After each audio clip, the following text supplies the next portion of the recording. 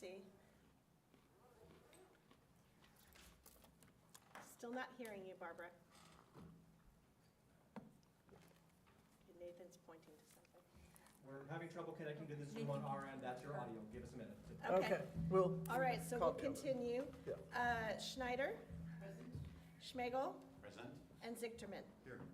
Okay, and holding Barbara Pierce, Director Pierce in hold. You have a quorum.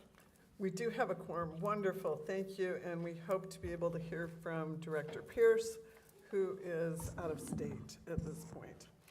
So some of you may have noticed we are the guinea pigs for some new technology. We're really Recording in excited. progress. And like any new technology, there are challenges.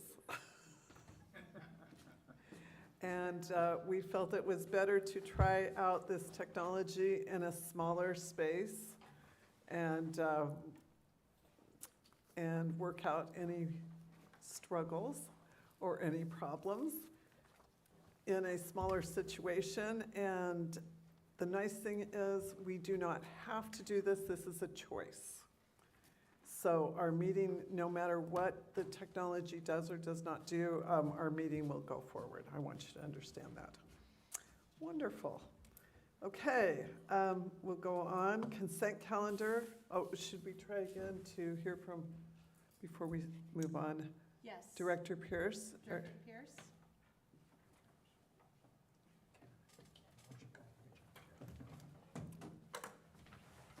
Idaho is Director a ways Pierce, are away. you there?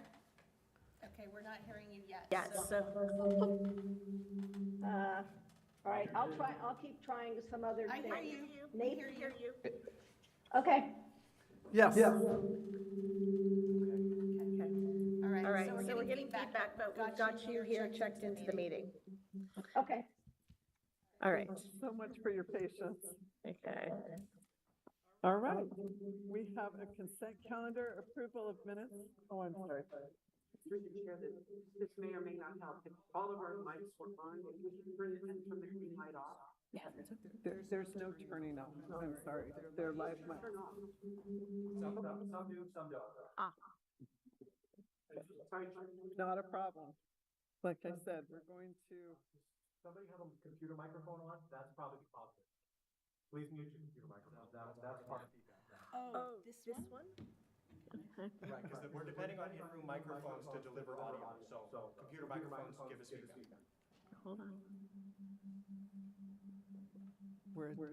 as I said, we're going to be adjusting as we go. And Cell phones included, yes, please. Unless you're wearing audio. If you're wearing a headphone, then that's fine. It just, you can't have the microphone on the phone active. I have hearing aids that are connected to the Bluetooth. Would that be a problem? Into speakers for you, it should not be a problem. It's Okay. if it's picking up your voice, that's the problem. Okay.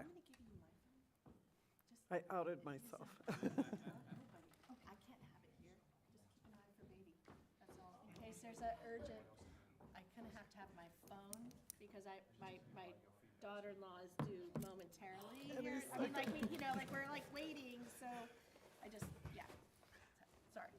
It can happen It at can any happen point. At any point. Nicole, You know. for those of you who didn't know, Nicole is going to be grandma, so pretty exciting. Yeah. We're excited for her. Thanks. All right. Okay. As we work on this, and I have a wonderful phrase, it's called too much technology. And we'll just deal. All right. Consent calendar, approval of minutes from the October 11th meeting. Do I have a motion or any questions? Oh, I apologize. Public comment, I just wondered. Yeah. Before I have a motion. Do I?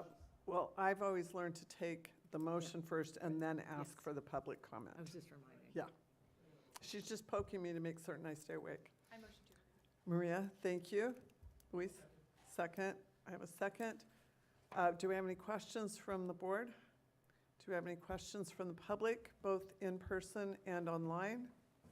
Barbara, I cannot see a hands up, so if you need to break in at any time. We will not be appalled. I do not hear anything.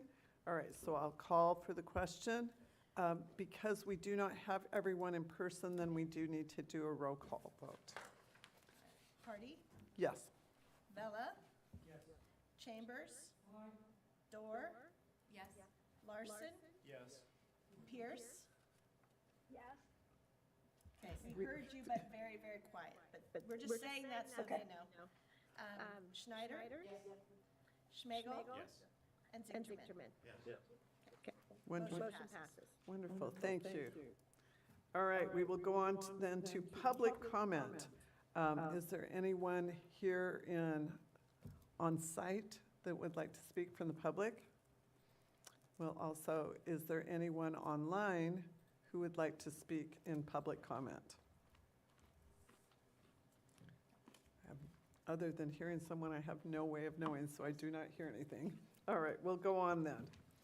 All right, we have moved up closed session to the beginning of this. We have our attorney, and we will need to reconvene in a few minutes with our technology to make certain that we are in an appropriate way for closed session. So we will take a slight recess until we can determine that. Do we need to check for public comment on the closed session topic? Oh, yes, we should. Thank you. I told you I was. All right, so for closed session, we have a conference with legal counsel, existing litigation pursuant to subdivision of government code. Basically, it's the proceedings from Don Pedro Hydroelectric project and the final license application. And then we will also have the State Water Board cases, Superior Court case. Do I have any public comment on the closed session? I do not hear any, so we will take a slight recess, and then we will reconvene once we are set up with the technology. Perfect. Thank you.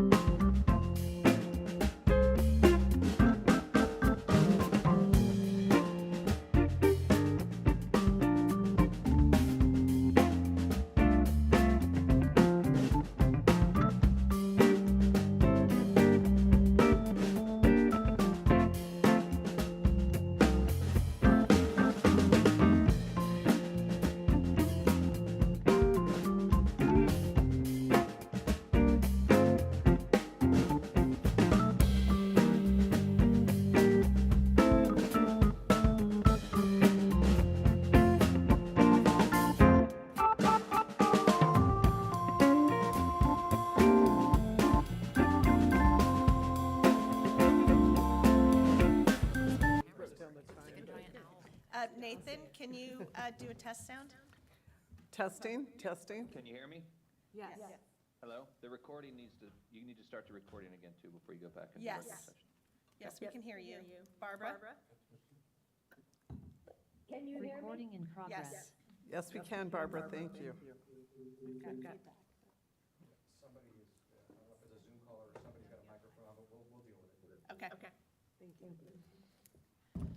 If I can get a little warning if a Zoom call is gonna speak, I'll leave them muted and avoid that. Perfect. Okay. All right, It would be Barbara, so. Yeah. we're ready. Wonderful. We are back in session, and I'm asking Allison for a report out. Certainly. Closed session ended at 1:55 PM and no reportable action was taken. Thank you. I want to also make super clear something I need to understand, and everyone in the room, that we are online for the meeting, but the only people who can call in is our Director Pierce, who is in Long Beach. And that's the only place where we could take in public comment from, other than in the room. So to make that real clear to everyone. Allison, please. So just to clarify to those viewing on the live stream, this is not a hybrid meeting. This is a live streamed meeting, and the board members and the public will be attending from the Burlingame location and the Long Beach location in the event there are members of the public in that location with Director Pierce. Thank you. Thank you. And we will ask her the next time we hear from her if there is anyone in the room with her. All right, number 7, action calendar. Proposed fiscal year 24-25 bond surcharges. And this is Christine's, I believe. Thank you, Chair Hardy. Good afternoon, everyone. Do we, just a minute, we need to make certain you have a microphone. Thank you. So the surcharge setting is an annual process that BAWSCA does to meet our financial obligations associated with the revenue bonds issued by BAWSCA. So the bonds were originally issued in 2013 to prepay the remaining debt that the BAWSCA agencies owed San Francisco as of June 30, 2013. And then earlier this year, we also completed the refunding for the tax-exempt bonds based on the forward funding basis and at the all-in true interest rate of 2.06%. And the surcharges we are going to collect for fiscal year 24-25 are used to make debt service payments, reimburse expenses incurred in connection with the bond administration, and replenish the stabilization fund as necessary. So based on the current review, no replenishment is necessary at this time. The proposed fiscal year 24-25 surcharges reflect the savings from both the original prepayment program in 2013 and the refunding completed earlier this year. So the total average net present value savings is approximately $6 million per year from 2023 to 2034. And the surcharges are calculated based on the bond indenture, and the methodologies used, it's the same from last year. Next, please. Wonderful, thank you. And then, Do we have any questions from the board? um, Oh, I Yep. apologize. She's still oh, no worries. So, and this table presents the Yep. fiscal year 24-25 bond surcharges by agency, and also shown as table 1 in the staff report. And the proposed total surcharges are $21,931,224, which is equivalent to 36 cents per CCF or $156 per acre feet, based on the latest SPUC's preliminary wholesale water consumption for fiscal year 24-25. And since this table is including the staff report, I'm not going to go through each numbers. The next, please. So basically, the recommendation is that the committee recommend the board to approve the proposed fiscal year 24-25 bond surcharges. Thank you. Thank you. I apologize for stepping on you. Tom S., please. Thanks. I have a clarifying question. So this is, I notice, if you could go back a slide or two, or maybe just to the table. That'd be Okay. great. Thanks. So I've got 3 different areas that are represented here. 2 of them, the assume that because the sales were different from what was anticipated in the past. Correct. Are the charges now, and you mentioned an overall cost per acre foot, but since these are including the amounts that were not recovered in the prior year, the prior fiscal year, what is the actual charge to the agency or the entity, and how is that on the bill? Is it shown as a monthly fee, or is it shown as a per acre foot charge? So the surcharges, it's always a fixed amount. So it will show in your first water bill, because for some agency, you receive multiple water bills from San Francisco based on number of meters. And this is always show in your first water bill from San Francisco on the monthly basis, a fixed amount. For example, Cal Water, Bear Gulch, you will see $132,191 included in each of your first water bill from San Francisco. So, maybe I'm not understanding. So if that's a monthly fixed fee, how would we have gotten so far off in a prior period? Okay, so basically, let's use 2425 as an example. 2425 is calculated based on Cal Water. Bell Gulch, let's use Bell Gulch as also an example. So it's based on Bell Gulch actual water purchase as a percent of the total wholesale from fiscal year 22-23, because that's the latest year we have the whole year actual purchases, right? And then during the calculation, not just estimate the surcharge based on the latest the whole year, 22-23, we also include a true-up adjustment from fiscal year 22-23, because when your 22-23 surcharges were calculated, we used the 2021 actual purchase. So through this true-up calculation, we reflect Cal Water's actual purchase in 22-23, and also include some actual bond administration related expenses occurred in 22-23, which is 23,600 for fiscal year 2022. We included this number in the 24-25 based on your actual 22-23 purchases as a percent of the total wholesale. Got it. So the surcharges were right. Surcharges collected what was supposed to be collected, but it's trued up based upon the actual sales. Exactly. It's always The 2 surcharge years is always behind. going to be correct because it's a service charge Ex- collection. Yes. Exactly. It's just always behind. And I think the key piece is it shows up on your first bill as a monthly charge. So if you have 3 turnouts for Bear Gulch, and you guys have at least 3 probably, it shows up on the first one as a single line item. Okay, thank you.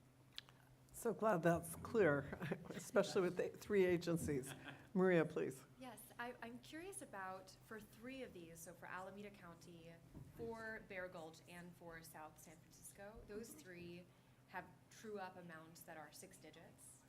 And I can imagine true-ups that are smaller. I'm looking at table 2. True-ups that are smaller, like some of the others that are, small adjustments. But those seem quite large, and so I'm curious, are there other adjustments, or, why are these so different than expected? Or is this somehow affecting how we think about cost and surcharges moving forward?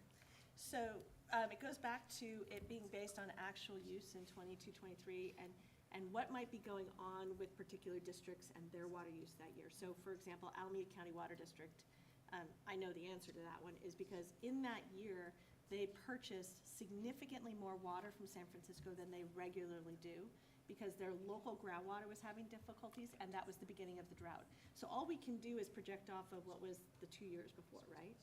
And you just assume the same.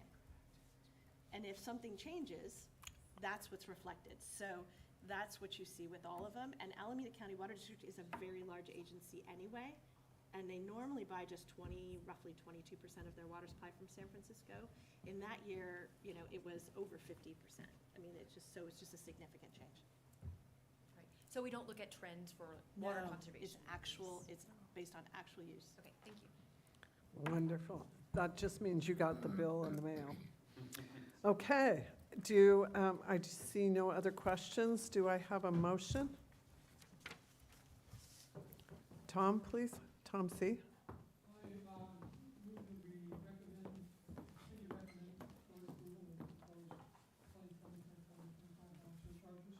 Thank you, and remembering that this will be a recommendation, if it passes, to go on to the rest of the full board. Second motion. Ann, thank you. Ann seconds that. Okay, I don't see any other questions. Do I have anyone in the public? Director Pierce, do you have a question, or is there anyone at your location that has a question? She's indicating no. Okay. I guess that's a, Excellent. She's indicating no. thank you so much. We're trying to balance all our different abilities right here, and it's making it exciting. So, we're going to go with that word. Then I'll call a question. We'll do a roll call vote because we have someone who is not in the room. Thank you, Nicole. You're welcome. Hardy, Yes. Mella, Yes. Chambers, Dorr, Yes. Larson, Yes. on the phone, Director Pierce. Yes. Thank you. Schneider, Yes. Schmagel, Yes. and Zichterman, Yes. and the item passes. Wonderful. Thank you all so much. Okay, 7B, mid-year work plan, budget and general reserve review and recommended changes. This is a large and complex reality, so I'll let Nicole take this away. Well, thank you, Chair, and this is one of our very important activities that we do every year. BAWSCA, when you adopt your budget, you also adopt a work plan as a board in May every year. And that work plan is very specific to your expectations that you expect the agency to deliver that year. So in May of 2023, you adopted a work plan, the 23-24 work plan, that had very specific results. And you adopted a budget that was built around achieving those results. So tonight, I want to walk you through where we're at, basically at this mid-year pause to see how are we going on what we thought we were going to do and what changes do we need to consider. In your packet, in your memo, there's a table 1 that presents the entire work plan, each of the individual items and grouped, and gives you kind of a snapshot of the things that have been done. I'm going to walk through those, but I'm not going to go into super detail everything, but I certainly can speak to anything that you'd like. There are 6 changes recommended today as a result of this review. And I'll go through each of them in detail, but just on a broader scope, we're recommending to reduce the scope on 3 work plan items. I'm recommending to increase the technical and legal resources for support for the Tier 2 plan negotiations, and increase legal resources related to some extraordinary agency board administrative items. And I'll talk some more about that as well. All right, so walking through, this is just a snapshot from the same table you have in your packet. And hopefully there's no typos, because it actually doesn't translate directly. I have to type it in again. So sometimes it can have typos. The work plan is set up under different categories. And the first category is reliable water supply, right? So our goals are reliable supply of high quality water at a fair price. So we look at them in that direction. So the first one of the group is facility reliability. This is our work with San Francisco to monitor the water system improvement program, monitor their 10-year CIP, and their asset management program. This is our engagement with the PUC on all those things.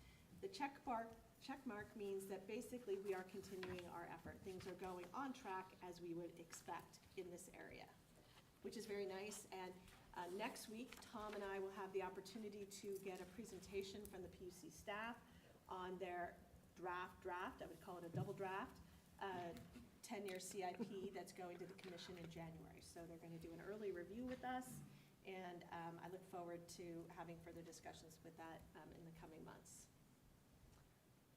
All right, so the second item under reliable water supply strategy. There's 5 slides on reliable water supply strategy. This is our long-term supply solutions. This is the area, when I tell you that we were implementing the strategy 2015, the 2015 strategy that we did back in 2015, this is where a lot of that work is contained, right? This is our long-term effort. So, for example, our work to scope the activity for strategy 2045, and our work to, in connection with San Francisco on the San Francisco Peninsula Regional Pure Water Project, and completing that basis of design report. So those things are all moving forward as we anticipated, basically on track. There is one area, item G, down at the bottom, and this is related to our Regional Water Supply Reliability Roundtable, which we started last year. These are the meetings in which we convene not just our member agencies, but other water-impacted utilities, so wastewater, CCAG, stormwater, also our NGO partners that engage with us. Really a broad net of interested entities that are interested in discussing kind of this connection of water in our 3-county region.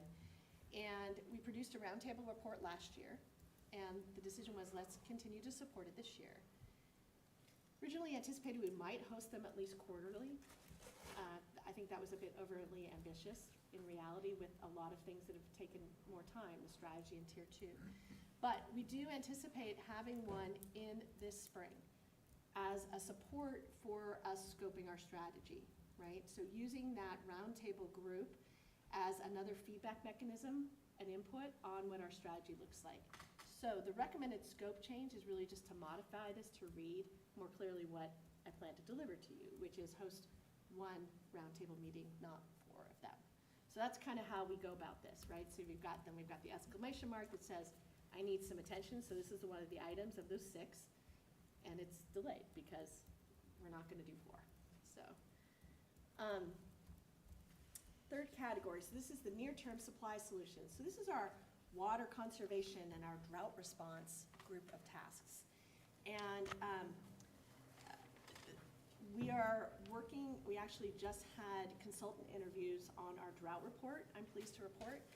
We got some excellent proposals, and that will be brought forward to you and to you in February for the board's consideration in March. Unfortunately, we are behind in schedule, and the proposals came in at a much greater cost than we had anticipated. So again, a yellow mark, but no action tonight because we'll just roll that action into the consideration of the consultant in February and March. But I am very excited about this report in that its ability to document the drought, but also our new task of this analysis of what worked and what didn't, and getting those insights. It was really exciting to listen to the different concepts that the consultants brought forward to the table. There is an item here where there is a need for some action, and this is in our work on making water conservation a California way of life. And we've been talking about this for some time, right? These are the statewide regulations that have come out of the governor's action from the last drought, and we've been waiting for the regulations to come out. They have been significantly delayed. They just came out. However, the comments were so significant on them that our Danielle McPherson, who's our lead on this, her feeling is they may change dramatically between what we saw as the draft and what will come out in the next several months. So this item is really kind of being put on hold. It doesn't make sense to continue to move forward with consultant support, developing the tools to assist the agencies for regulations that we think might change. We are in discussions with Valley Water about are there some things that we could do now or not, because they're a partner with us on this. But I can't tell you that answer yet. But I definitely wanted to bring this forward to you and let you know that, you know, this is definitely going to get scaled back.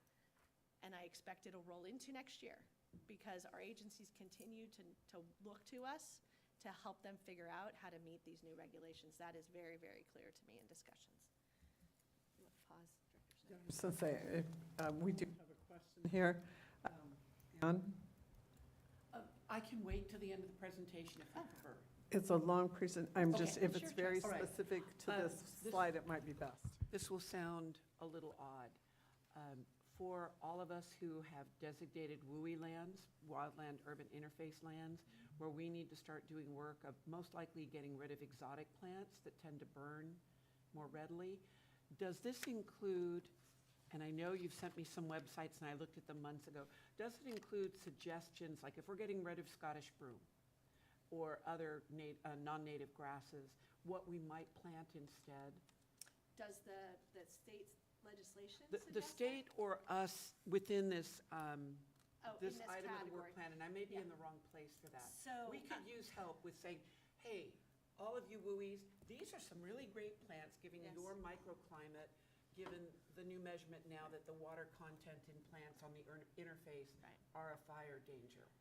So my understanding, and I'll look to Tom, but I think that the state, these regulations do not address that. Okay. BAWSCA has a water efficient landscaping program, and we've got a lot of videos on the web, and we also have a Waterwise gardening website. It's really more geared towards the residential person as opposed to a government entity. But I would say if you have a particular staff person in mind that you want to connect us up with, you can connect that person up with Tom, and there may be some resources at the statewide level we can offer. Okay. The other thing, I'm on San Mateo County's Emergency Services Board, and we have a new director. We seem to have a new director every 2 years, but I have a meeting with her to talk about this and other things that we can start doing preventively on that would possibly reduce our water use, but also make us more fire safe. All right, thank you. Thank you. Maria, please. Yes, I'm curious about the proposed language here about new requirements as appropriate. The Yeah. context in this report was really helpful, and I'm curious why doesn't it say something like new requirements when adopted by the state board, most likely in summer 2024? Because internally, we haven't yet decided that there isn't something we could do this year, despite the fact that the requirements might not be adopted until July. And that's the discussion that we're having at a staff level with Valley Water District as well and our consultant. To be honest, our consultant would like to go forward and do all the work that's in the plan. And we're like, well, no, I don't want to spend that money yet.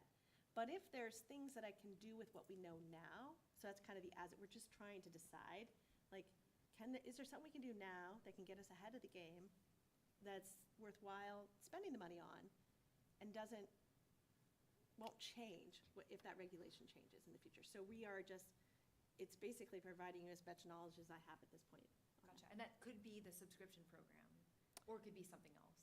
So this particular program, for the Making Water Conservation California Way of Life, is not a subscription program. It is literally, it was originally designed as a way to help agencies figure out how to classify and identify their commercial, industrial, and institutional accounts and track them along with what the requirements were going to be from the state.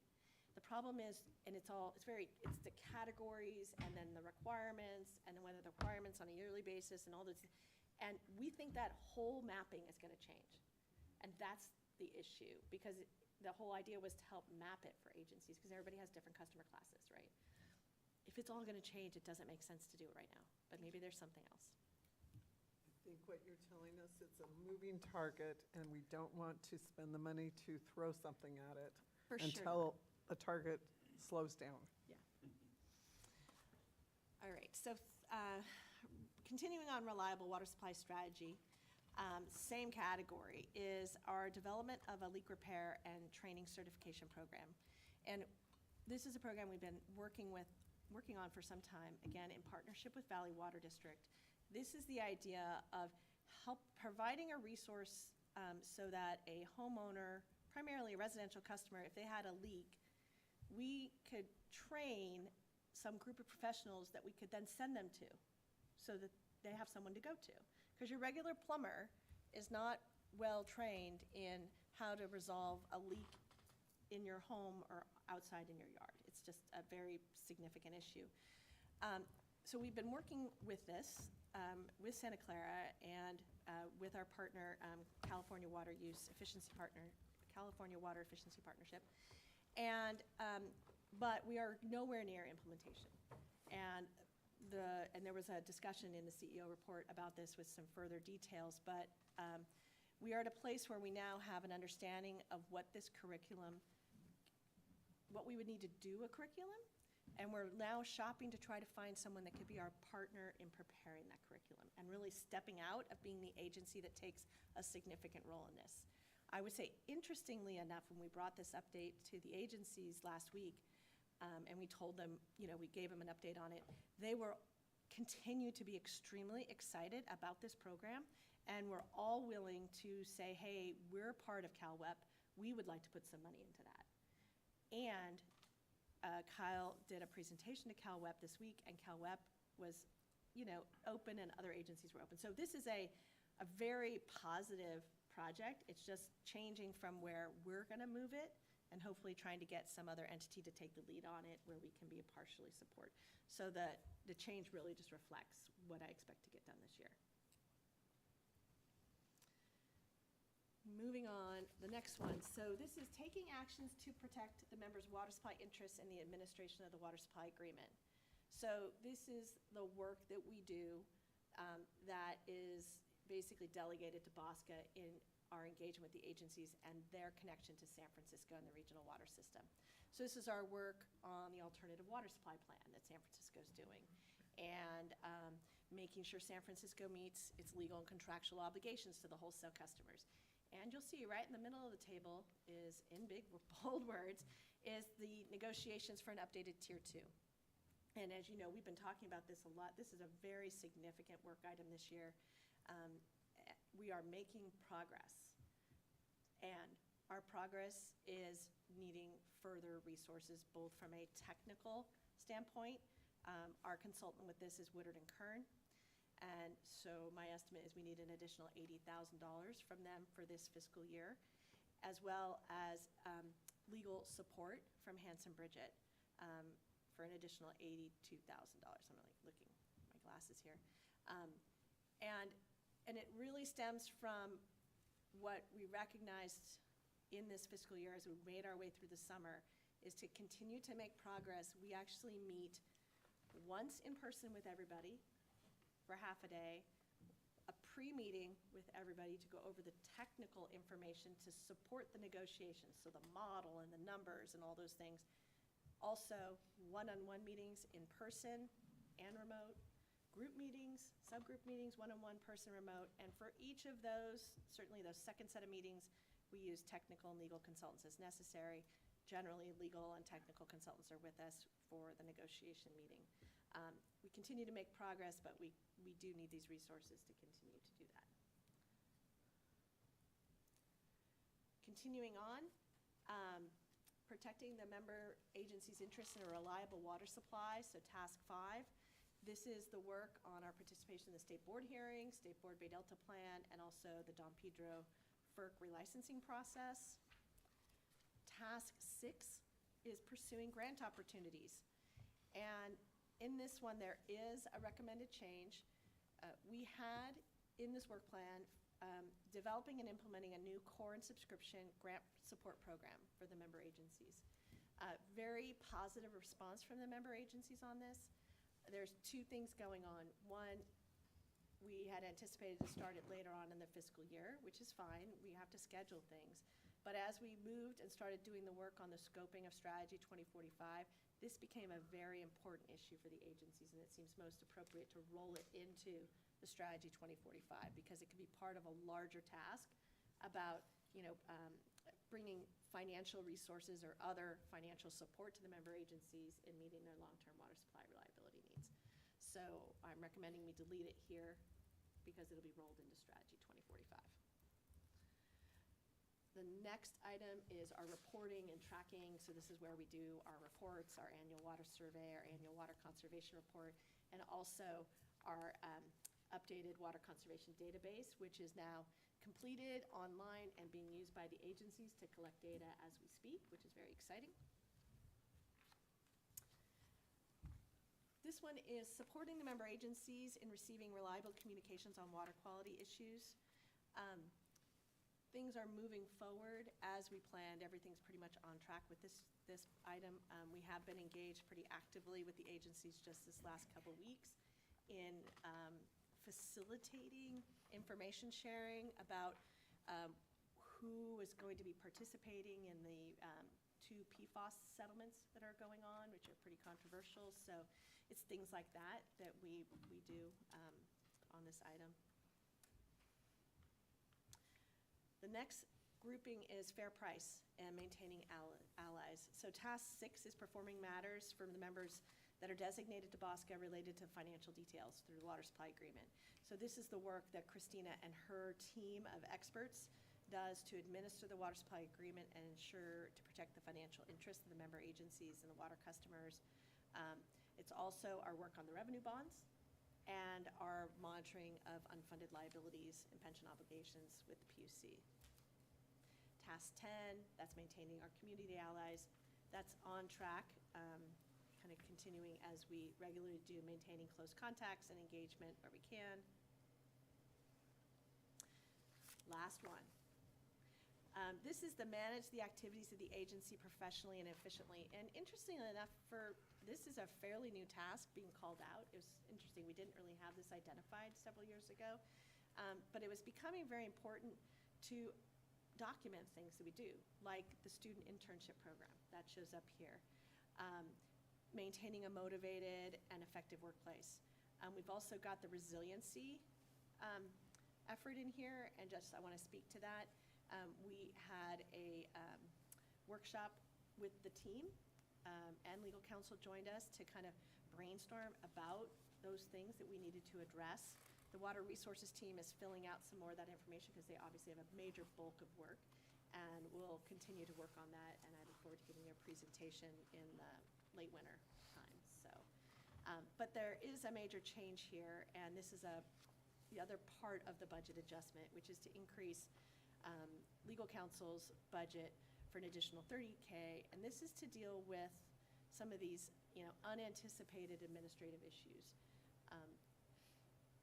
We budget closely for legal counsel.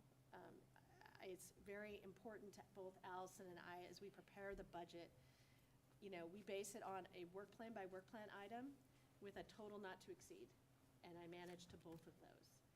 And when things show up, like, do we want to consider changing how we meet?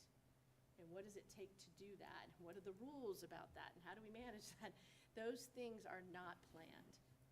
And so they sometimes can be accommodated within the budget if the rest of the budget for legal counsel is going better than planned, meaning it's lighter than planned, but that has not been the case this year. So for that reason, I do need to ask for a budget amendment for legal counsel as part of this review. So there are 2 budget changes recommended to complete the work plan for this fiscal year. Change 1 is to increase our technical consultant, Woodard & Curran's, existing contract. They're the ones that are helping us with the Tier 2 plan. That $80,000 increase in their contract is going to be funded through reallocation of funds within the existing operating budget, right? I had some money for the grant support program. There was some money for the roundtable. Things like that we're going to reallocate within the existing budget. We can do that. The second change is to increase legal counsel's existing contract by $112,000. So that's $82,000 for the Tier 2, $30,000 for these administrative functions. I am recommending that change be funded via a transfer from the general reserve. The net effect of that would be to increase the operating budget by $112,000 to $4,983,419 and reduce the general reserve down by $112,000. With that reduction, when that reduction occurs, the reserve would then be 31% of the modified operating budget. So just as a reminder, your target guideline is to have a general reserve of 20 to 35% of the operating budget. So you're in that range. So with that, here's the very long recommended action. 2 things you will note. Under item 6 there, I highlighted work plan item 4E because it is incorrect in your memo. I think it read 3E. But this is just, again, for tracking purposes. The recommendation is the committee recommend board approval of the following. Basically, there's 6 changes. For work plan item 2G, change the description to hosting 1 meeting. for work plan item 3B, change the description to represent the agencies as appropriate. Item 3, for work plan item 3F, change description to continue development of the leak repair program. For item 4, or, bullet point 4, for work plan item 4E, increase the consultant contract for Woodard and Coran. 5 is the work plan item 6C, delete the work plan completely. And 6 is the changes to the Hanson Bridget contract. So again, I'm sorry are so many items, but I really felt it was important. I think it's really important. We spent a lot of time with the board developing the work plan and going through it piece by piece. I take my responsibility to deliver this work plan to you very seriously, and this is my opportunity to let you know if there's some things that are changed, because no one has a perfect globe of insight, knowledge a year ahead of time. And I think this is my recommended direction moving forward. That completes my presentation. Thank you so much. So you're saying your crystal ball is broken? Slightly wobbly. I understand. Yeah. Wonderful. Okay, with the recommendations up there, Tom, you were the first one, I think. Was I the first one? Yeah. Thank you. Yeah. Just a quick question on table 2. Okay. So the asterisk at the bottom is the reserve amount shown for 23-24 is as of a date. Do we maintain a sort of a regular amount of inflow and outflow? Is that, how does that compare to what we would project this to be at the end of the year? So that date, and the reason that date is there is because when you acted on the audit, the fiscal year 22-23 audit at your meeting in November, the result of that is any surplus funds available at the end of fiscal year 22-23, after the board adopts the audit, because it's contained in the audited numbers, that rolls over to the general reserve. So that asterisk is basically just to note that it reflects that additional deposit after the board meeting in November. Okay, but the other numbers for year-end reserves Yes. that are in the table above the last Yes. row, Yeah. are those at a different point in time, or are those at a similar point in time? Are we comparing apples to apples here? Yes, we are comparing apples to apples because it is, so this is why it's, so let me think about how to answer this. Yes, because they're always updated after the November board meeting. They're always updated after the November board meeting, because that is the only time, unless there are some times, for example now, right, with this action, if the board acts again, then that'll change the current general reserve. It won't change last year's. So the only time we change the one from the prior year is with the addition of the unspent funds after the audit occurs in November. So when you speak of year-end reserves in this table, it is literally a calendar year-end, even No, though it's you maintain a fiscal year? No, because it's actually technically still considered, because it rolls into that balance. That's just how we've historically always done it, just rolls into the balance for that year-end reserve. It's counted towards that, because and maybe we can have further conversations with the auditor about how to do that, because that's whose guidelines I follow with this. No, Yeah. I'm sorry if I wasn't clear. I'm Yeah. just wondering if the number above it for 22-23, for example, what is our fiscal year? July 1 to June 30th. Okay, so is the number above it represent the reserve amount at June 30th of 2023? And does the number, and so I guess my original question was, does the number that you show for 23-24, is that similar to what you'd expect the number to be at the June 30th of 24? So, 2 questions in there. So, and we will confirm. Can you confirm off the fly, Christina? Yes. You want to answer it? So I believe how you described it earlier, it's correct. So the 1.076 thousand represents our general reserve as of June 30, 23. And then the number below, 1.655 million, is our current estimated year-end as of June 30, 24. Right. Oh, current estimated year-end, not Right, the 'cause we're current. in 23-24, right. Right, not Yeah. the current, but the current estimate Right. for next June. Right. Which is also our current It's level. current. It's the same Which is thing. also our current So level. see, we only add to our general reserve in 2 or 3 specific times. So it's our current general reserve Okay, as of this point. okay. But that number will be different on June. It'll be different, right, and it will be different after the board acts in January, right? Because when the board acts in January, it will get reduced by 112,000. Got it. Okay, Does that help? Sorry. understood. I think I I wanted to make certain you got that. I could hear the wheels turning. Yeah. Okay, thank you. Anne, please. Thank you. I think you made everything really clear, and I understand completely. Two kind of areas of concern. One is on 3F to try to get another entity to take over the leak repair program. Yeah. When I checked with the staff of our water board, that is something we'd love to be doing more of, but small water district, small staff, how to get to it. So if we do that, do we have any idea of the timeline that this new entity might have that program? So not looking at one of our member agencies to do it.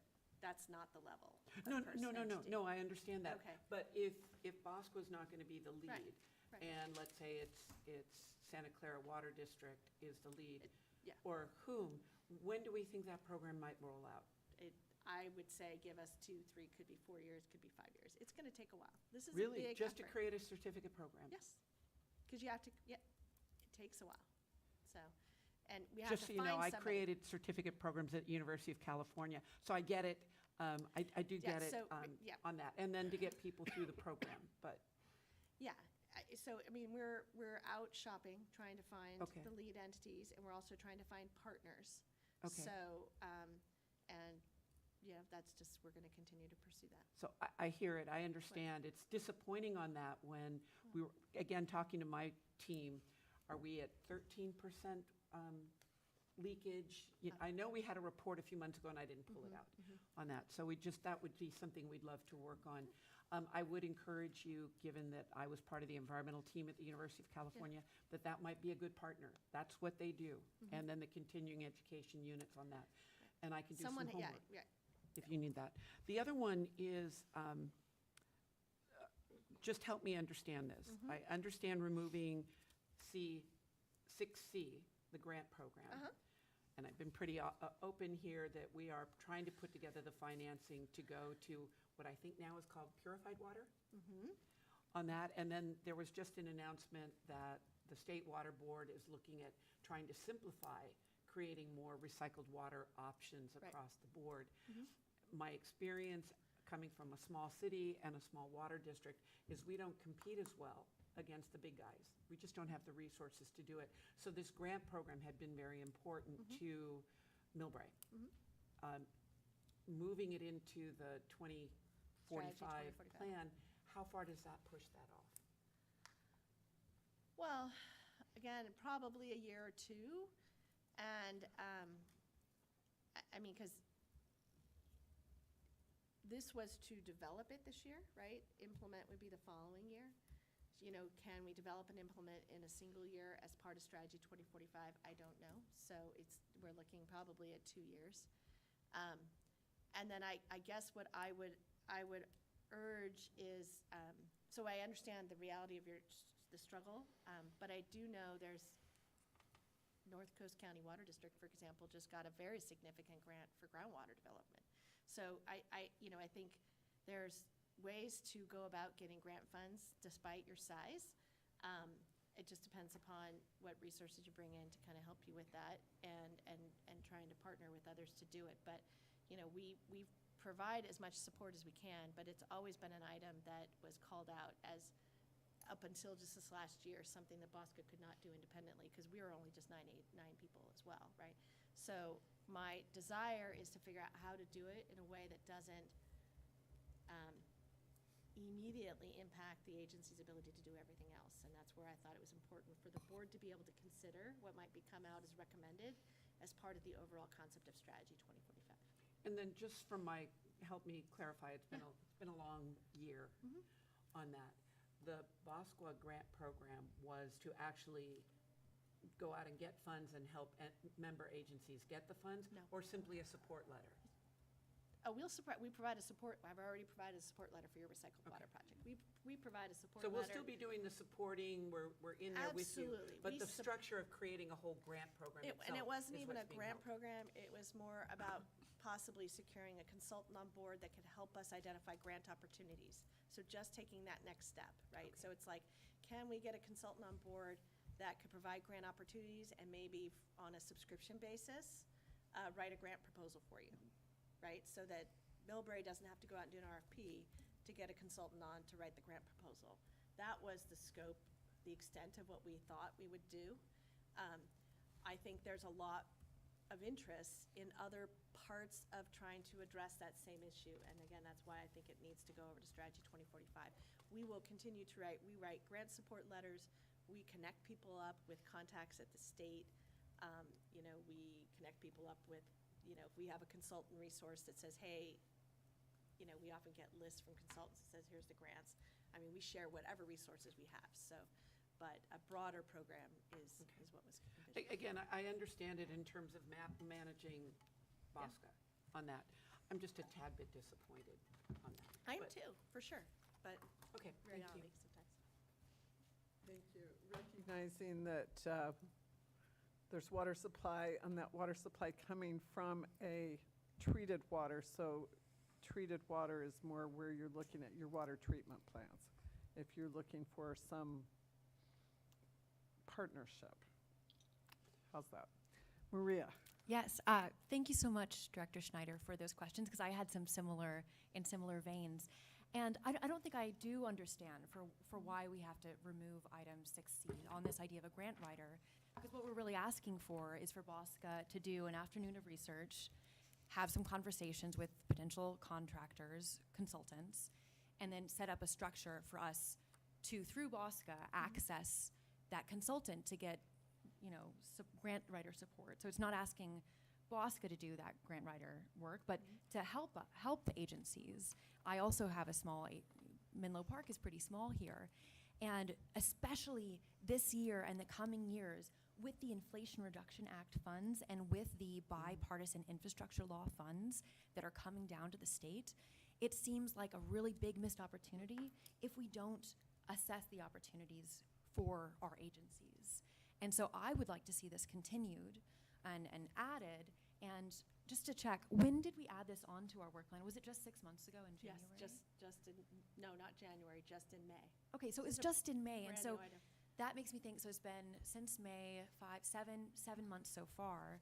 That's not a lot of time. And so I'm hopeful that with a little bit more time here, we could do something with this. There are months left before the year is out, and I'd like to see what BAWSCA, what the staff could do on this item. And so I'd be encouraging and curious for the other board members or committee members if they'd like to see that move forward, because that's something I'm very eager to see. So if I I was might. gonna say, Yes, please, so if there you'd like to are- answer that. So, again, going back to, this is a review of worked increase, and we can't manage a work increase without a work decrease, right? So when we talk about work increasing, that's work increased on tier 2. It's not just technical resources we need, it's about, at least 100% more staff time on tier 2 to move this forward. Meaning it's my time, Tom's time, Danielle's time. Similarly, on the strategy, we've had an increase in staff resources. So part of managing those critical pieces is saying where is the room to shift things, right? To remove it. And as much as I appreciate, and so I'm not saying it can't be done, but we would have to go back and say, what are we not going to do? Because this staff at this level does not, we operate very closely on a very tight budget to try to get this work done.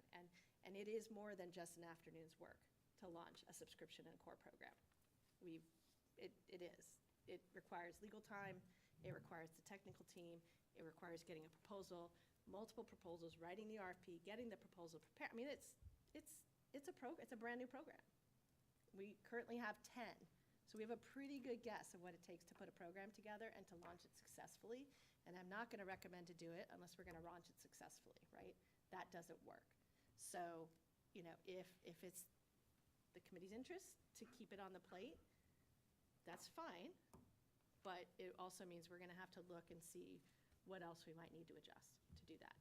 Thank you. And on that, I know we added this to the work plan in May. And so I'm assuming, is there been a change in expectations about workloads between things since then that mean that we can't do this anymore? Yeah, so no, it's exactly the tier 2. So it's exactly the fact that the tier 2 work has taken nearly double what we thought it was going to take, and the board has expressed a significant interest in moving that forward to resolution. So we've put the resources into it to make it happen. Similarly, the strategy work and the engagement that the board has had on it, right? You need to add more resources. These things just, that's the way it has to work. So I'm not, BAWSCA isn't a city or a large water district. I used to want to work at one of those that has a lot more staff that can kind of flexibly accommodate things like, I want to do more on this, and I can do a lot more and I can make it work. At some point, we have to say, okay, we've got to balance this. And there are 4 people that work on these items. So you just got to make it work. So if you're interested, we can shuffle, but that's what it will require. Yeah, thank you. And I appreciate that it does require a shuffling. Mhm. And that's a conversation I'm curious to have more of, to understand what kind of a shuffling would that require to do that. On some of these other items, so also on item 3F, leaks are a huge deal, and really excited to see that move forward. And so I share Director Schneider's question about what would the timeline be? And hearing the 4 to 5 year timeline doesn't sound great, and it sounds concerning that, oh shoot, what more can we be doing here? And it seems pretty elemental to the work of the agency. Yeah. And so curious to hear more. Yeah, so no, I appreciate the question, and I think at this point, we're really trying to find that lead. The fact that Valley Water District still wants to stay engaged, that we got some positive response from the other agencies, not our agencies, but the Bay Area agencies, is a really great thing. But I can't force them to step forward and put money forward. And it's quite clear when I looked at those reports that we got, which was the work product that we just received, those are on our website, they were referenced in the memo, that this is a product, this effort is a much bigger product than we envisioned, even in partnership with Valley Water District, as something that the 2 of us could do ourselves. It was quite clear that that was not possible. We have to have a partner. And that partner is not a consultant firm. That's not the way it works. We need to offload this into a partnership. So I need to find a partner. And that's going to take time because there is still more technical work to do. Someone has to prepare the curriculum, right? Because that's the next thing. And then once someone prepares the curriculum, then you got to find someone that wants to implement the curriculum. They may be the same, they may not be the same, right? Those are 2 conversations we're having as well. And so, and I just don't have an answer for that right now. I mean, I wish I did. I was incredibly pleased that the agencies were excited about this because they're going to be part of helping us get that solution because they're also engaged in some of these other entities. So, but I can't commit to you to say, I think it's going to just steamroll ahead. And the reality is it's going to have to fit into everybody's balancing of resources for right now. Do you have a response to that? Maria, are you No, I'm done? trying to think a little bit out. sorry. Oh, sorry. I'll wait. I have a separate comment, but if there's one directly following on no. this one, I'd invite it. Go ahead. I need you to finish first. Okay, thank you. On item 2G, about kind of adjusting the language there for the BAWSCA Regional Water Supply Reliability Roundtable, the new language suggests having it move to discuss strategy 2045. And I wonder, having specific language there about spending time talking about the water supply options, it seems relevant to try to include that here.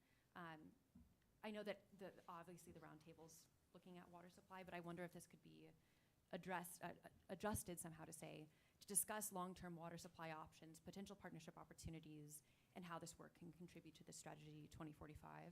Because I wonder if there's anything short-term or other work on water supply that might happen at a different clip than the longer strategy 2045 process. Sure, we can, Tom?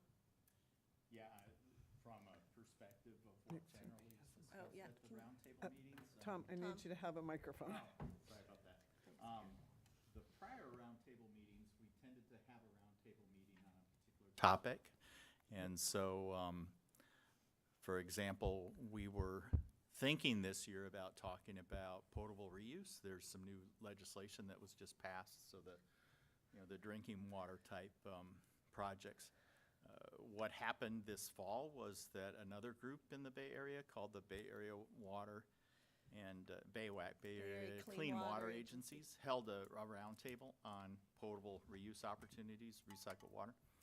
And since it included essentially the same group of stakeholders, we thought, well, that probably won't be a topic because we've already discussed that as a region.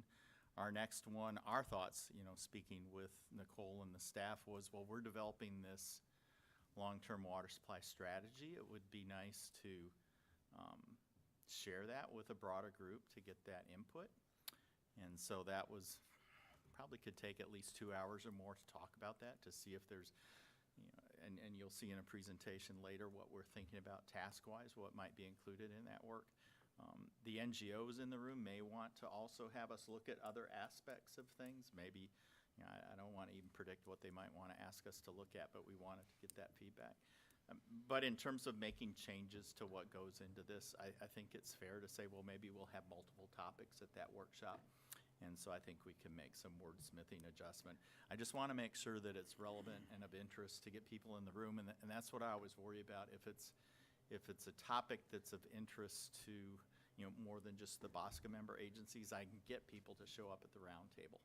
And so I'll work with Nicole and probably some outside contacts to identify what else do they think needs to be explored at a round table. So anyway, long story short, as usual, I'm so talky.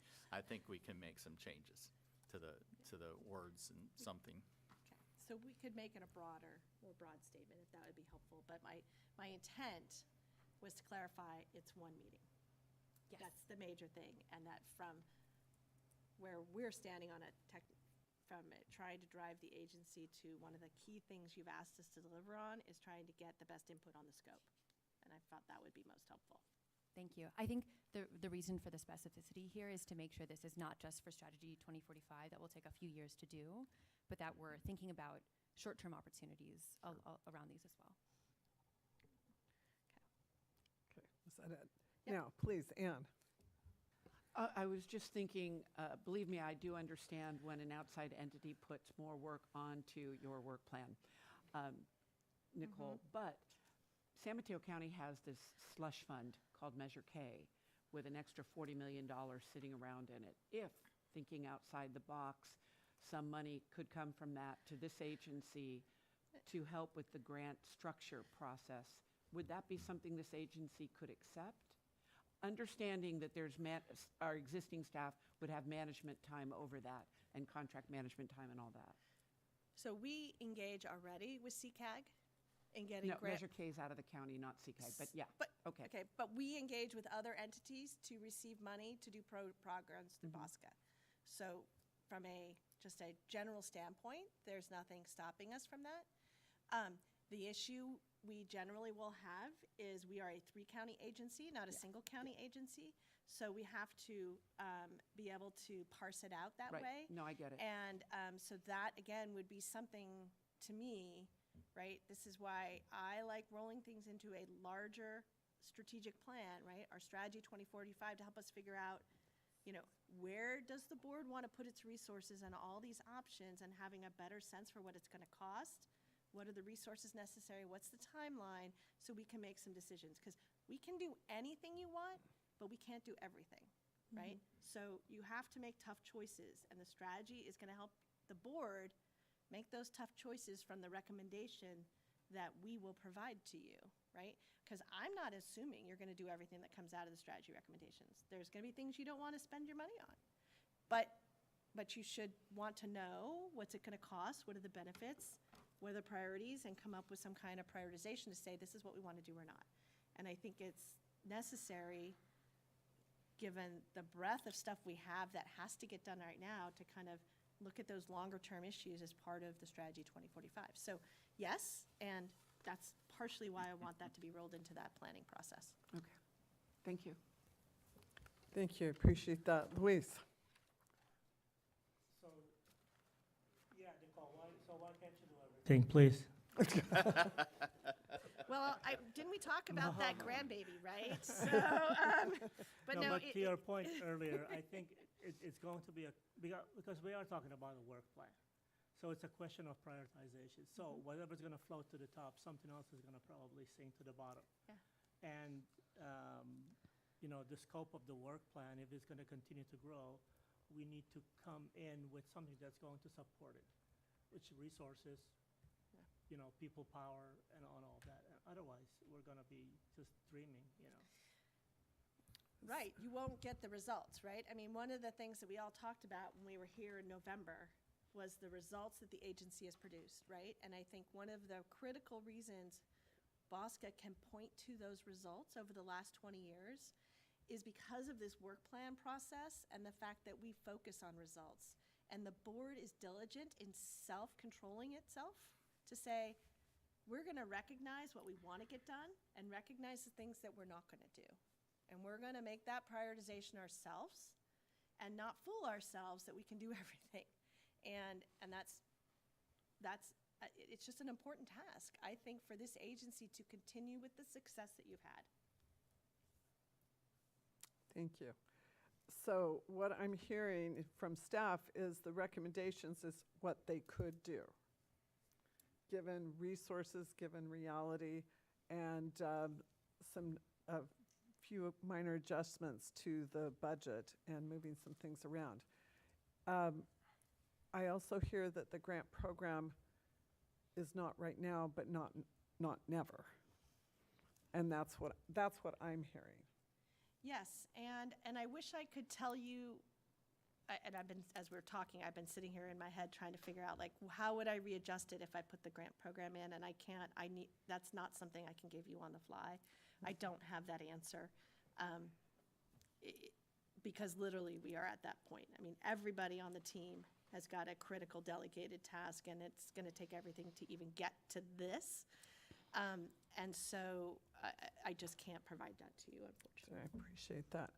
And knowing that the Tier 2 plan is in process, requiring much more than anticipated, and that is being shown from staff that is the most important at this point. This is a high priority. I appreciate that. I would love to, I don't see any other, I do now. Maria? Thank you, Ms. Angula, for that helpful explanation and understanding prioritization. I wonder if not a grant program, but there's some other way that you can support member agencies in understanding how they can go after grant writers or find that support. And if, you said that some grant writers have approached you with, a list of here are different funds. I wonder if there's, I haven't seen a more organized thing. I don't know if you've put that together, but an organized list of here are potential grants consultants, and here's potential funds you could go after, something like that, so that member agencies can know a little bit more about what the opportunities are would be helpful. And I appreciate that, and we can see what we can do to secure that, and I'll just put a little asterisk on that, is that might just be, seeking out a consultant that has something and giving them a little bit of money to produce that document. So, if I kind of see some shaking heads on that, we can do that without adjusting this, and I'll just take that as your direction, that's your interest, and we can report on that further. That should be able to happen. That sounds like the smaller agencies, especially I'm hearing, need that support. Sure. Anne? I think that's a great compromise. I would add what I think, and I spent 5 years under federal funding to help businesses find funding sources. Just being able to identify and the specific scope of that grant would be helpful, because right now, me as an elected official, given that I used to do that professionally, I do that for staff. And even then, we don't have the bandwidth to apply for everything. But if they could just do that, here's the grant, here's the deadline, here's the very specific reason. Don't waste your time if it's not exactly this, would be greatly helpful. Okay. Thank you. Not seeing any other, do I have, the chair would love to have a motion. This is an action item. Oh, I apologize. Oh, Barbara, please. So I've got to we remember. have a comment on, there you go, Barbara, sorry. Barbara, please. All right. And I apologize if you get some feedback. I just wanted to say, I appreciate the interest of people in terms of having these additional programs. I think they're really valuable, and it points to the value of what BAWSCA does. I'm really pleased to see that we're really moving forward with the Tier 2. There's been a lot of talk by the board over the last several years about continuing to continue with the old plan. And so I think we're getting so close to the end that we really need to focus our resources. And I'm glad you've come up with a less time-intensive suggestion that might help some of our board members with some of their agency issues. But I'll just simply say, from being a longtime board member, none of these decisions are easy when you're deciding not to do something that you know will benefit. But the reality is there are 9 people in this office, and they're already working really hard. So I appreciate you moving things forward and keeping us within our budget, which is critical. Thank you. Thank you, Barbara. While I have you on the line, I will just ask, is there anyone in the room with you that might have a question if I have a motion? Public member, and he does not have a question, so we can go forward. Thank you. Thank you. Didn't know if you had another person or your puppy. I don't know. So, thank you so much. Thank you for reminding me to ask that. Tom, do you have a motion or? Propose to move the recommendation that's shown on the screen here. I won't try to read it all. We could be here all day. I know. Do I have a second to that motion? Gustav, please. Second motion. Gustav would like to second that. Thank you so much. Do we have any discussion on the motion? Does Yes. that include potential revisions to 2G, to think about the language there with short-term and long-term needs? Oh, yes, to 2G, we will, yes, well, it can. Yes. Ask the maker of the motion for a Yes, friendly that's fine. amendment. Okay. And that is acceptable to the Yes. maker and to the second. Wonderful. Do we have any discussion from the board? Do I have any discussion or questions on the motion from the public? I do not see any, so we'll call the question, please. Okay, Hardy, Yes. Vella, Yes. Chambers, Dorr, Yes. Larson, Yes. on the phone, Director Pierce? Yes. Thank you. Schneider, Yes. Schmigel, Yes. and Zichterman. Yes. Excellent. Thank you. I will tell you, we are looking at the time frame. We are just past 3 o'clock, and we must be out of here at 4. We are on reports and discussions, and then CEO reports. The little bit of change, 8A, Nicole will be handling that one. Yes. So this is an update on Tier 2. You have a short memo in your packet. I will say the negotiations continue to progress, and the focus is really on this question of, should the allocation method be more needs-based or more contract-based? So what do I mean by that? It's like, we have a straw person concept that has several steps. The first one is public health and safety, right? As we get to the end, the question is, should there be a weight on base period purchases? That's kind of a needs idea. Or should there be a specific amount weighted on a contract amount, your ISG?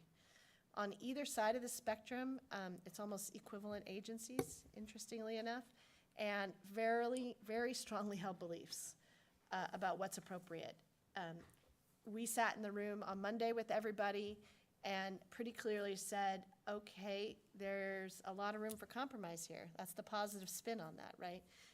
But they all recognize that. And so there was some really good discussion in the room last Monday about narrowing the range of what's acceptable, right? So steps forward. We will have a half-day workshop again in January, and it's going to continue to focus on this topic as well as what are the minimum and maximum cutbacks. And we'll continue with these half-day workshops plus the technical workshops moving forward. As I mentioned, we selectively include technical and legal consultants. But it is, the room got very real on Monday in a lot of ways. We've moved away from, and this was partially me, there's been a lot of ability to be anonymous in the room. Because when you're starting to get comfortable with each other and want to make sure people participate, we made it very clear to everybody anonymity doesn't exist anymore. When we do polls, when we do straw polls, different things, we got to start putting out whose position is what and why, because that's the discussion that has to happen. So I'm pleased with the progress, and there's more to come. So. Excellent. Well, it's exciting to hear that 26 different agencies can work together and come up with something we can all live with. I know the formula that is now in place is rather complex. It's not going to get less complex, I'm sorry to tell you. I'm not surprised. Go with the crystal ball. Yep. Yep. It All gets right. more exciting the more people in the room. Okay. Wonderful. 8B, BAWSCA's long-term reliability water supply strategy. I believe that's Nagine's going to do that. Yes, thank you. Thank you, please. So I'm going to give you an update on our scoping of Strategy 2045.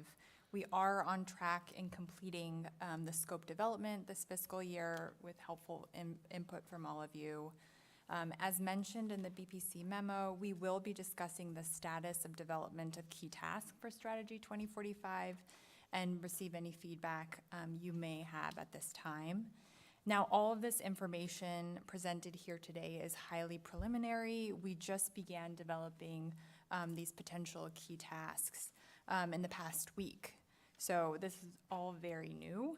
But similar to the information we presented regarding the agency survey results during the last BPC meeting, we wanted to present all the information that we currently have to really receive the most input from all of you in scoping of Strategy 2045. So that way we're really prepared to present a more structured presentation to the board next month. Next slide, please. When you say next month, you mean next meeting in February? Or to Or the entire board? Sorry. Thank you.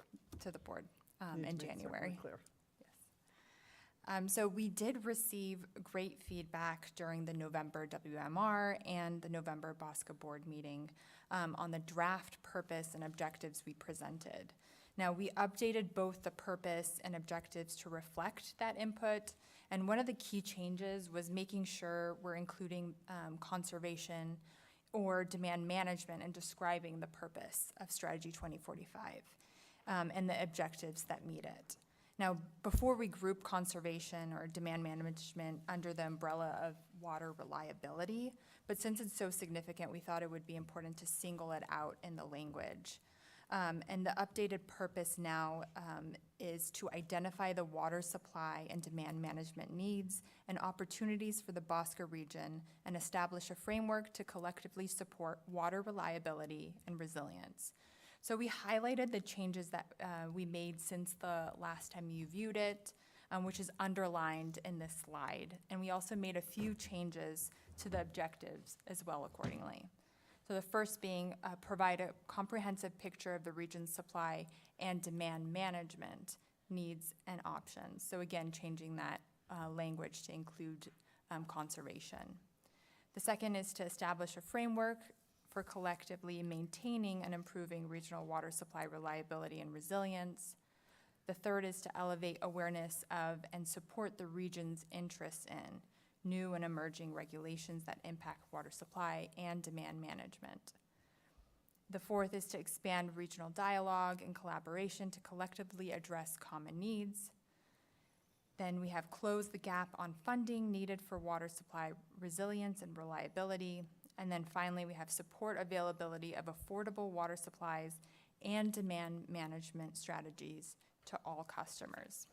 So these are the changes that we've made in the last few weeks. Next slide, please. Now, the purpose and objectives of Strategy 2045, this supports the identification of what we found 7 preliminary key tasks for the scope of work. I'll go into depth for one of the key tasks, but we wanted to present all 7 tasks for you to see where we're at the moment with the scope of work development. The first potential task we came up with is to evaluate water supply reliability. Now, an example of that would be kind of to conduct a scenario planning, right? To assess water supply that's incorporating a range of identified uncertainties. And this can include climate change, evolving regulations, and other uncertainties of water supplies at both the local level and a regional level. And this is using actually the existing BAWSCA Riverware regional model, as well as the potential of the upcoming demand study that will start in fiscal year 24-25, or that we're hoping to start. And then quantify the effects of these stressors on water supply to inform decision-making and adaptive management in response to these stressors. Now, the second one is to assess regulatory setting and collaboration opportunities. An example of that is to understand what the current as well as anticipated near-term and long-term regulations are and how it can impact water management and project implementation. And some of this may include water use efficiency requirements, water quality, as well as potable reuse regulations. And then assess what those potential risks and opportunities from these regulations could be for the BAWSCA region. You know, how it can impact water supply availability, costs, as well as staffing implementations. The third is to evaluate existing project concepts and identify new regional project opportunities. So really establish and refine a project inventory. You know, we have a compiled project that were identified by the BAWSCA agencies, and this was through the One Water Roundtable series, as well as other local and regional planning efforts. And we want to basically bring it together into a single shareable database. And then refine them, you know, looking at what we can include in yield, potential benefits, capital costs, as well as O&M, all into one specific location. The fourth is to provide funding support. This is one I'm going to go into more detail about in subsequent slides, so I will not go into detail at the moment, but we will come back to that one. The fifth is to document water affordability challenges and opportunities. We want to review what other regional efforts and findings related to affordability is. You know, San Francisco recently came out with their rate study, so really understanding what is out there currently. And then assess affordability programs, as well as develop recommendations on potential programs and models that could be considered either on a local or regional scale. So for example, researching rate assistance programs that other agencies have implemented. And then 6, develop a method to track and report on status of Strategy 2045 implementation. So really being able to prepare a way to collaborate and track progress on the Strategy 2045 development and ultimately the progress toward meeting those objectives from Strategy 2045. And then develop some of these metrics for tracking it. And this could include, you know, level of service goals or metrics for regulatory compliance. So one of the subtasks is to really understand what those metrics are. And then as well as develop an evaluation criteria for evaluating, you know, what the water supply portfolio looks like, you know, what the costs are or the dry year reliability benefits are from these projects. And then 7th is the report preparation. This includes findings as well as near and long-term recommendations for BAWSCA. And this would be a document summarizing the findings from all of these key tasks and then documenting a path to achieving the Strategy 2045 purpose and objectives, both short-term as well as long-term. Again, this is a preliminary list. We will be making further changes in the next few weeks, and we will be presenting to the WMR in January for further discussion, but we wanted to present it to you all to get some input, and I'm going to actually go through an example of some of the subtask level for the scope of work. So next slide, please. As I mentioned, for providing funding support, these are some of the key or subtasks that we're looking at. We'll not go through each individual task or subtask, but we wanted to provide an example of the level of description for one task and some anticipated outcomes and deliverables from it. So each of the subtasks supports the main objectives of Strategy 2045. So you see on the bottom, it says Strategy 2045 objectives supported. That supports the objectives that you see on slide 29 before. So this subtask supports those four objectives for Strategy 2045. So the first subtask for providing funding support is to develop a grants tracking tool to identify existing and upcoming funding opportunities and provide ongoing updates to incorporate new funding opportunities. So, yeah, we want to kind of align with what we have with the project inventory from Task 3 to really identify projects that are both eligible and competitive for funding.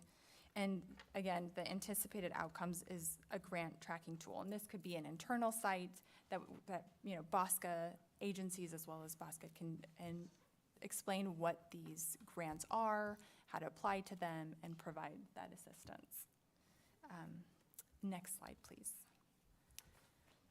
The second subtask 4B, and this is, again, all of this is preliminary, is to establish a comprehensive regional funding strategy and advocacy approach to maximize funding in the BAWSCA region. So really understanding, assessing what those needs are and considering what the project inventory is from Task 3 and other data collected from the BAWSCA agencies, and then establishing a comprehensive regional funding strategy and advocacy approach to really maximize funding in the BAWSCA region. And that could be different agencies teaming up to be able to apply to some of these grants. And then a strategy will outline potential opportunities as well as messaging and recommended next steps. And anticipated potential outcome is a technical memo on a regional funding strategy for the BAWSCA region. Next slide, please. So the third subtask for providing funding support is a subscription program for funding application support, where we kind of talked about before, but it would support the BAWSCA agencies in pursuing funding for individual and regional projects, potentially including project development to increase funding readiness, preparation of grant applications and associated materials, and then the grant administration services. So again, the anticipated outcomes from this is tracking and recommendations on potential funding opportunities and grouping of these funding assistance subscription service. So again, as we discussed, this is something that was on our work plan for fiscal year 23-24, and we will be integrating it into the scope of work for Strategy 2045, but we're hoping this is the first task that we would be completing next fiscal year because of its importance. Next slide, please. So again, we are on schedule to complete the scope of work for Strategy 2045 this fiscal year. The next steps towards preparing the draft scope of work is to present the draft proposed key tasks and desired outcomes to the BAWSCA agency WMRs at the January 4th meeting and the Board of Directors at the January 18th meeting. So we will basically bring in that input and comments received, and that would be considered prior to finalizing the draft scope of work for Strategy 2045. And we will be, the draft scope of work will be discussed with the board in early 2024, so that's still on track. And then the schedule anticipates board action to authorize a recommended consultant contract and associated scope of work in spring of 2024. So that's where we are right now, but I'd love to take any of the input or comments you have at this time for where we're at with the draft key tasks. Wonderful. Well, I'm excited to see this. I see some great things coming down the pike. And it's almost as if you anticipated some of our questions. Crystal ball. Her crystal ball is in alignment today, I guess. Wonderful. I do not see any questions from the directors. Do I have any? Barbara, online, do you have a question or comment? No. Okay. Anything from the public? Wonderful. Then we will go on. We have the CEO reports, And I have both Nicole and Tom. I guess you're going to tag team these. We'll let you do whatever you need to. I think I'm doing both of them. You're doing both of them? Yeah. Okay. So, did want to provide the committee an update on the Bay Delta Plan and the State Water Board cases. As I mentioned to the board, but just as a reminder, the oral argument in the State Water Board cases that began at the end of August actually concluded at the end of October, October 24th. The following day, the judge issued his order separating the case into two phases, and this came as a surprise. He separated it into a merits phase and then a potential remedies phase. And his ruling stated that the merits phase, he would make a ruling on the merits phase by January 22nd, 2024.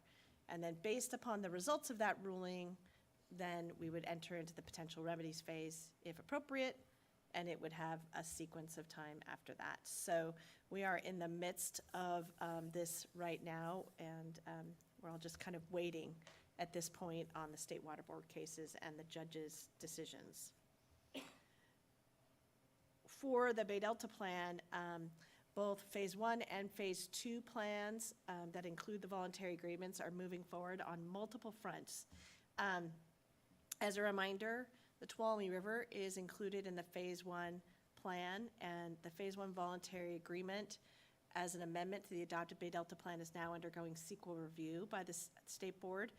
And there's a couple things, key items. One in particular, this is the Tuolumne River Scientific Basis Report Supplement. So basically, this is the additional scientific information to supplement the adopted Bay Delta Plan in support of the voluntary agreements. This is the extra new science brought to the table for the voluntary agreement. There's supposed to be a report on that. That was anticipated in the fall a couple months ago. It has been delayed. I do not have an updated date on when that's going to be released. That is definitely something that we are all eagerly anticipating, and certainly will be prepared to comment on it. The staff report for this evaluation is expected in winter, spring 2024, so in the next couple months, as well as a workshop and for the State Board to consider this amendment to the adopted Bay Delta Plan. So that's Phase 1. On a separate track is Phase 2 plan, and they're a little bit farther behind than Phase 1. The State Board issued the draft staff report, and it has been released for public review and comment. That it was released at the end of September. It's a very large document, 6,000 pages. It's a lovely read. You should just enjoy it. It's very wonderful. And the deadline for comments actually was extended, thankfully, from December 15th to January 19th, because it was almost across the board.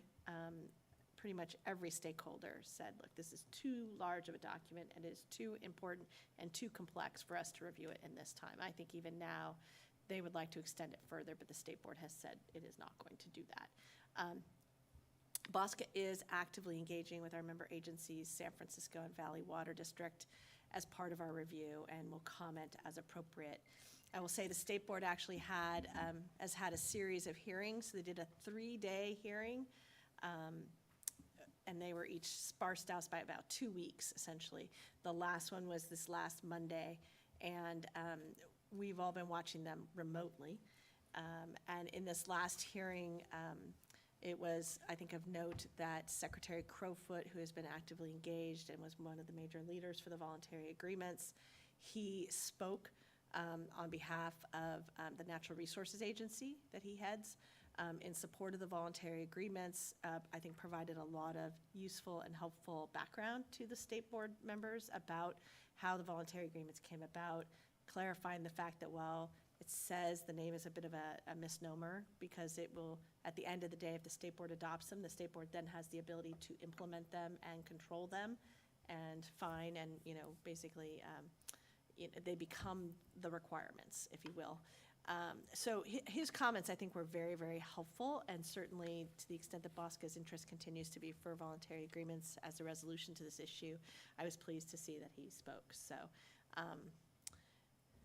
that is where we're at. That concludes my remarks on the Bay Delta Plan. Well, I think you've just given us a cure for insomnia. 6,000 pages of technical report sounds like fun. Wonderful, thank you so much.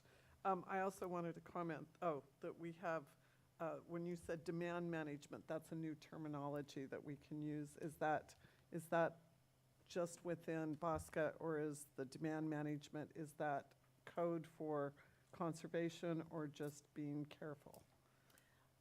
Oh, it is, the term demand management is certainly much more encompassing. So it is conservation through active conservation. It's also the result of reducing using less water because of things like plumbing codes, right, regulations.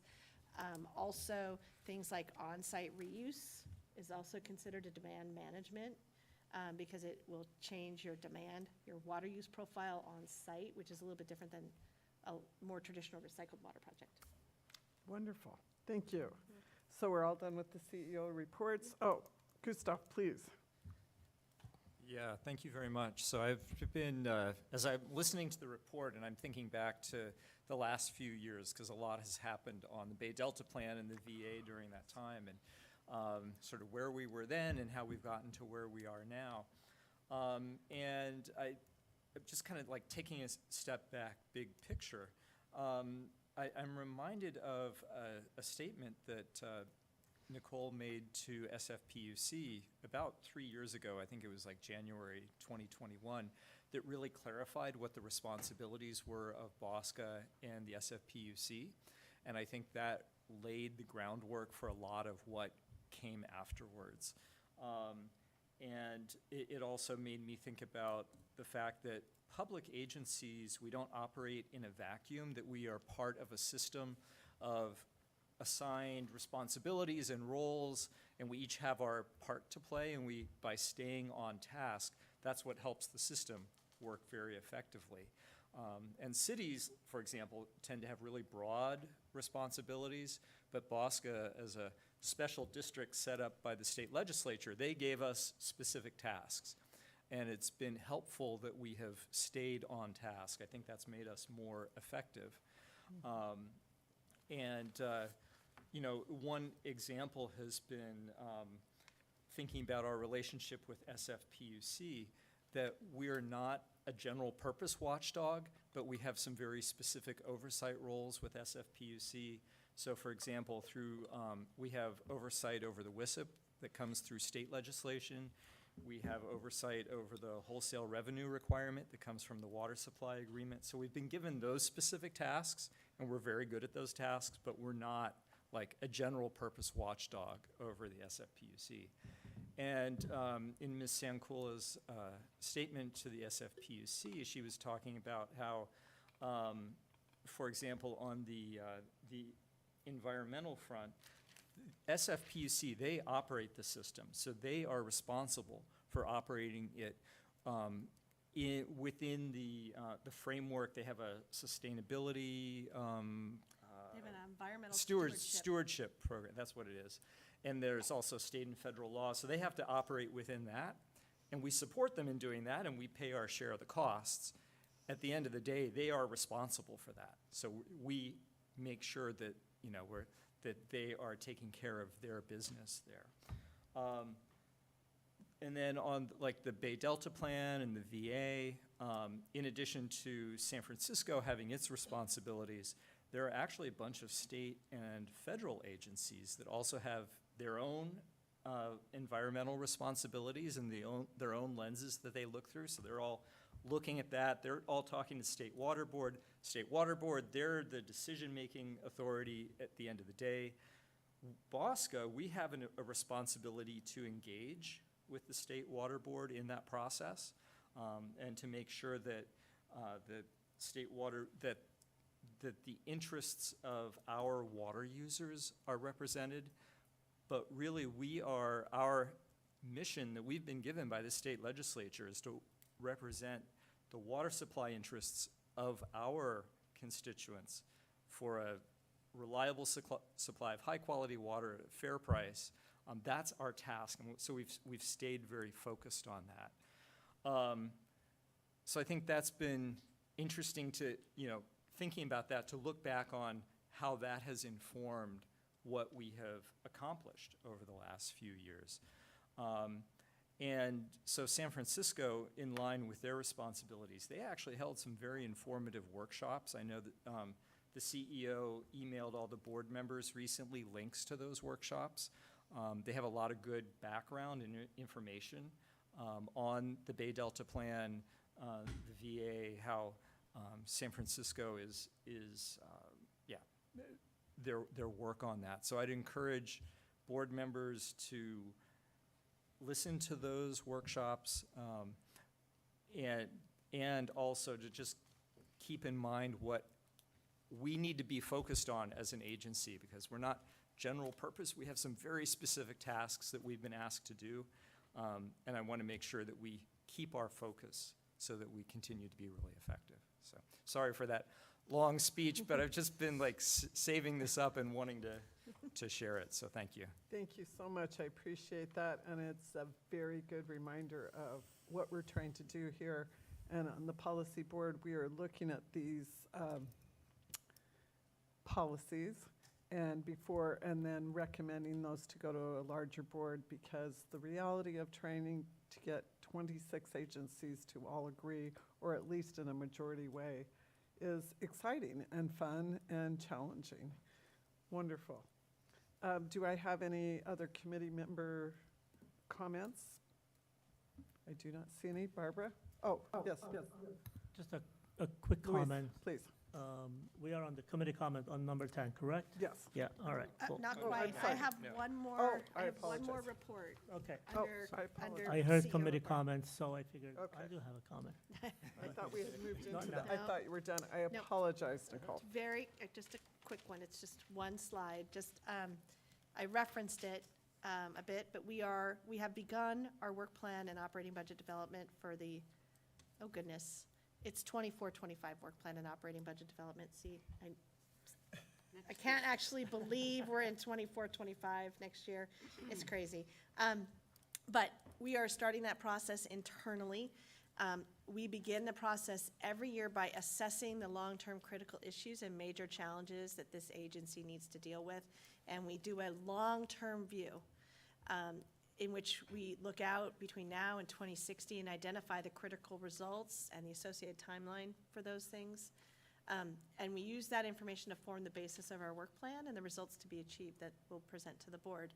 So what you will see in January at your board meeting, we will have a work plan and budget planning session in which I present this long-term view and really invite your thoughts on that. Okay, it's really a time for us to receive input from you. In the meantime, we will be working then on a preliminary work plan, and I'll present it to this body at your February meeting and then to the board in March. And then a proposed work plan and operating budget will be presented to the BPC in April and to the board in May.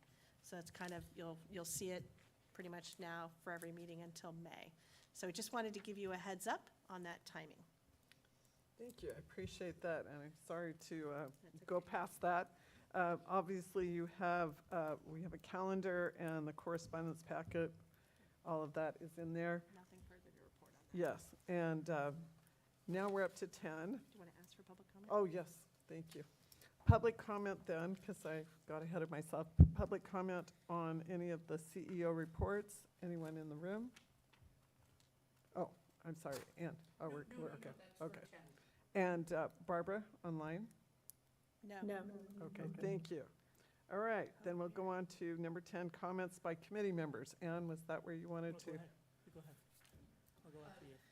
Just, we have our own lobbyist. We're working on our California lobby packet. We met with our lobbyist one-on-one yesterday, so we'll be ready come January.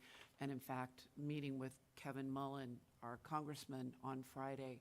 If there's anything that BAWSCA thinks is important at the state or federal level to let us know on that. I'm part of our legislative committee on that. And I'm also have just been reappointed to Cal City's Public Works, I'm getting it wrong, Transportation, Communication, and Public Works Policy Committee. So again, the overlap on legislation for that. If you can let me know, I can wear multiple hats on that. The big thing that came up in both discussions is the new changes for design build, and specifically design build for water projects. So that's something along the lines of the 2 federal funding programs, this thing that's supposed to help us make it easier and more cost-efficient on that. And I would also love to say, thank you so much for the sexual harassment training. I thought it was fantastic. I went back and reported on that. Most of them have been online, so having it in person again was really fantastic. So thank you, staff, and thank you to our law firm. Great problem. Pleasure. Yes, thank you. It was very informative. And after having to do it for school, for my city, and for BAWSCA, I said I start to feel harassed. So, Luis, please. Yes, thank you. So I'm glad I let Ann go before me because that was good information on Kevin Mullen. So, and the other stuff that you said, that good stuff. Yes, I do have a comment, and the comment that I had, we had a very robust conversation today. A lot of good questions, good comments, great, and we encourage that because we feed from each other and we learn from each other, and there's some information that maybe as staff you may not know, and maybe some of these directors may have some information. The comment that I have is that because I want to, get the best information possible, is that if anybody has a question or a comment when they are reviewing the package, if they could send them earlier, the advantage is twofold. One, the pre-meeting before this with the board policy committee can review that prior to this meeting, and then we can discuss it here. And also, when we get to the main meeting, and I will repeat this at the main meeting when we have the entire board, is that when you are reviewing the report, if you feel that there is something that doesn't make sense to you, or you need, further information about it, if you could send that to staff ahead of time, we will have a better guarantee of more precise and accurate information from the CEO and from staff. So that's my comment. Thank you, Luis. I appreciate that because it is very helpful, and staff wants to give us our best answers possible. I mean, some of the question will come up during the discussion. Always. That's normal. However, if you have questions prior to, it will be very helpful. That's part of the fun called the preparation for the meeting. Thank you. Wonderful. I do not see any other. Then we will adjourn to February 12th, February 14th. Oh, I hope you'll love that time. Shame on me. Fat chance. 2024, 1:30. Thank you so much. Thank you very much.